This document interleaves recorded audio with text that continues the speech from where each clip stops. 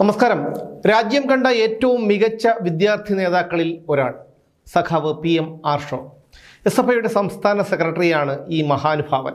പെരുമാറ്റം കൊണ്ടും കയ്യിലിരിപ്പ് കൊണ്ടും പലരും ദിവസത്തിൽ ഒരു തവണയെങ്കിലും ആർഷോയെ സ്മരിക്കാതിരിക്കില്ല. അത്രയ്ക്ക് ജനപ്രിയനാണ് കക്ഷി. പ്രായം 10-30 ആയെങ്കിലും ഇപ്പോഴും വിദ്യാർത്ഥി പ്രസ്ഥാനത്തിൻ്റെ തലപ്പത്താണ് കക്ഷിയുടെ സ്ഥാനം.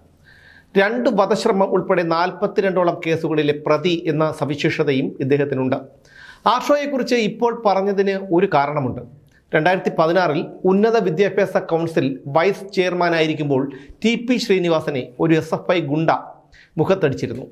ഈ അടിയേറ്റ് അദ്ദേഹം നിലത്ത് വീഴുന്ന കാഴ്ചയും നമ്മൾ കണ്ടു. എന്തിനു വേണ്ടിയാണോ അന്ന് TP ശ്രീനിവാസൻ വാദിച്ചത്, എന്തിനെയാണോ അന്ന് SFI എതിർത്തത്, വർഷങ്ങൾക്കു ശേഷം അത് പ്രാവർത്തികമാക്കാൻ പോകുകയാണ് പിണറായി സർക്കാർ. യഥാർത്ഥത്തിൽ ഇത്തിരിയെങ്കിലും നാണവും മാനവും ഒക്കെയുള്ള ആരെങ്കിലും ആയിരുന്നെങ്കിൽ ഇപ്പോൾ സ്വയം ജീവനൊടുക്കുമായിരുന്നു. ഇത് പിന്നെ SFIയും CPMും ഒക്കെ ആകുമ്പോൾ അതിൻ്റെ ആവശ്യമില്ല. അന്ന് SFI ഗുണ്ട TP ശ്രീനിവാസനെ മർദ്ദിച്ചതിനെ ന്യായീകരിച്ചു കൊണ്ടെത്തിയിരിക്കുകയാണ് സാക്ഷാൽ PM ആർഷോ. അസഭ്യം പറഞ്ഞതുകൊണ്ടാണ് അന്ന് ശ്രീനിവാസനെ തല്ലേണ്ട സാഹചര്യമുണ്ടായത് എന്നാണ് ആർഷോയുടെ ന്യായീകരണം. TP ശ്രീനിവാസൻ അസഭ്യം പറഞ്ഞെന്ന് ഈ 9 വർഷങ്ങൾക്കിടയിൽ ഒരൊറ്റയാളും പറഞ്ഞു കേട്ടിട്ടില്ല. ഒരു മാധ്യമങ്ങളും അക്കാര്യം റിപ്പോർട്ട് ചെയ്തിട്ടുമില്ല. ഇനി ഈ ആർഷോയെ പോലെ ഒരു നേതാവ് അവർക്കാണ്. ജനങ്ങൾക്ക് ആർഷോ ഒരു ചുക്കുമല്ല. ആർഷോയെ പോലെ ഒരു നേതാവിൻ്റെയും SFIയെ പോലെ ഒരു വിദ്യാർത്ഥി പ്രസ്ഥാനത്തിൻ്റെയും മാപ്പ് ആർക്ക് വേണം? ഇനി അസഭ്യം പറഞ്ഞവരെയൊക്കെ അടിക്കുമായിരുന്നെങ്കിൽ ആർഷോ, നിങ്ങളുടെ പാർട്ടിയുടെ ഒരു മൂത്ത നേതാവുണ്ട് അങ്ങ് ഇടുക്കിയിൽ. പള്ളിക്കൂടത്തിൽ പോയിട്ടൊന്നുമില്ലെങ്കിലും കക്ഷി നമ്മുടെ വൈദ്യുതി മന്ത്രിയായിരുന്നു കഴിഞ്ഞ പിണറായി സർക്കാരിൻ്റെ കാലത്ത്. അയാളുടെ പേര് MM മണി. ഈ മണി പറഞ്ഞതുപോലെയുള്ള വൃത്തികേടുകളും വിടുവായത്തരങ്ങളും ലോകത്താരെങ്കിലും പറഞ്ഞിട്ടുണ്ടോ? അയാളുടെ വായിൽ നിന്ന് വന്ന വിടുവായത്തരങ്ങൾക്കൊക്കെ അയാളെ ആൾക്കാർ തല്ലിയിരുന്നെങ്കിൽ ഇന്ന് അയാളുടെ പൊടി പോലും ബാക്കിയുണ്ടാകുമായിരുന്നില്ല.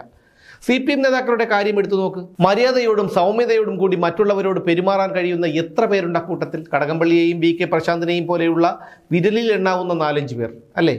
ആദ്യം നിങ്ങളുടെ നേതാക്കളെ തന്നെ തല്ലി ശരിയാക്കുക. ഈ ആർഷോയൊക്കെ എന്തെങ്കിലും ഒരു നല്ല കാര്യം ഈ സമൂഹത്തിന് വേണ്ടി ഇന്നുവരെ ചെയ്തിട്ടുണ്ടോ? പാവപ്പെട്ട വീടുകളിൽ നിന്ന് പഠിക്കാനയക്കുന്ന കുട്ടികളെ ഭീഷണിപ്പെടുത്തിയും നിർബന്ധിച്ചും പ്രലോഭിപ്പിച്ചുമൊക്കെ സംഘടനാ പ്രവർത്തനത്തിന് ഇറക്കി അവരുടെ ഭാവി നശിപ്പിക്കുകയല്ലേ ഈ ആർഷോയെ പോലെയുള്ളവർ ചെയ്യുന്നത്? നാളെ ആർഷോ യുവജന കമ്മീഷൻ അധ്യക്ഷനോ അതുപോലെയുള്ള മറ്റേതെങ്കിലും പദവിയോ വഹിക്കുന്നതും നമ്മൾ കാണേണ്ടി വരും.